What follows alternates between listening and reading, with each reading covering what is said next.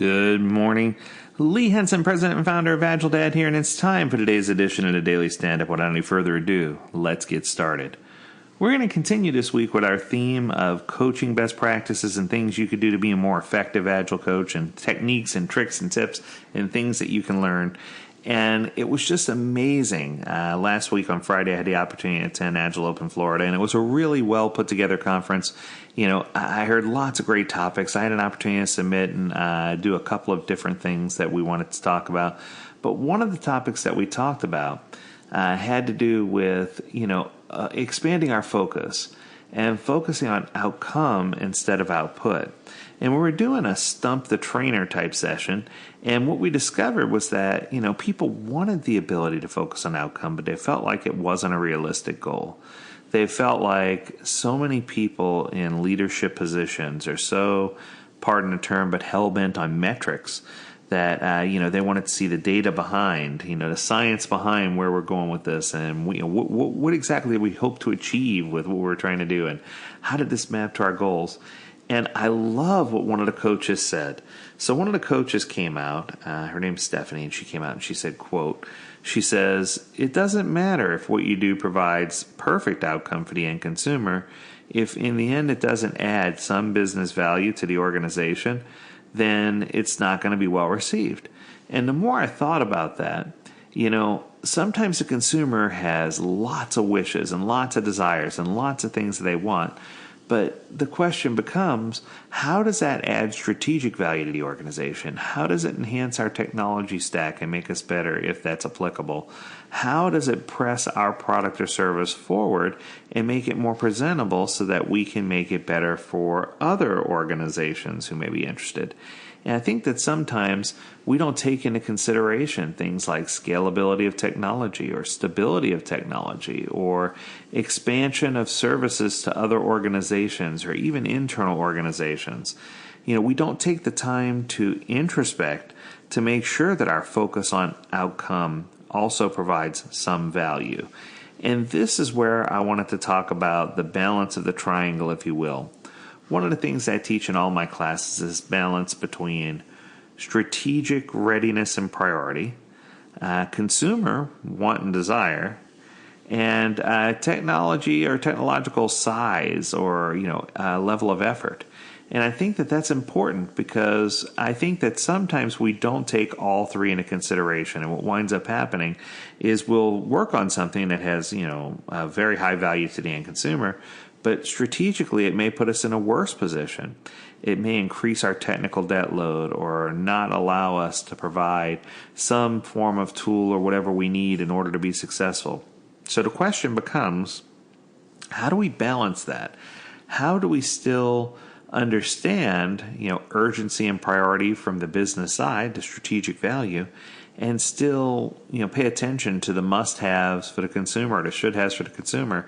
How do we balance that, and how do we get the best of both worlds? And I think that the thought that comes to my mind is that too often, or all too often, we have so many products or services in flight that we're building that we rely on the product owner to be product owner omnipotent. And that's just not the case. I mean, I wish it was that way, but there's something the product owner doesn't know in every single situation. And that begs the question, what can we do to support our product owner? Can we provide them with a team of gurus or analysts or specialists or someone who can service them? I often remind product owners, I'm like, one of the things that you should be doing is looking out for your person in the organization who understands strategically what direction we're trying to take a product or service, who meets with the executives and the leadership team most often and gets that thumbs up, yes, we're moving in the right direction. Second, you need someone who implicitly understands the voice of the consumer. Who is that individual? Not by title, but by name, because the thing is, sometimes people with the same exact title don't perform the same exact role.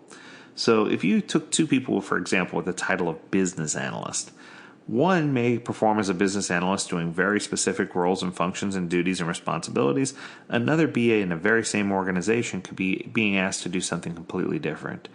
And I think that part of the aha moment for me was when you strip away the title for a second and start talking about what does this person do to provide value?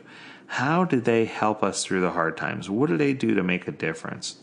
And then once you better understand what this person does in that capacity, then as a product owner, you can say, okay, so how am I going to leverage this person to help me make my product or service better? And I think that if you have someone who's always, part-time help to the product owner, but full-time they have another position, maybe full-time they're an architect or a dev lead or a systems architect or a lead engineer, whoever it might be, you need someone that understands that technological feasibility and is willing to provide that information to the product owner. You need someone strategic, someone internally, and it could be someone from the business side with a title of VP or director, or maybe it's just someone who, works on the business side, but, understands the scope of the strategic readiness and vision of where we're trying to take something. And of course, you need someone who represents the voice of the consumer, so we can make sure we're satisfying the consumer's ends needs, their wants, needs, whims, and desires.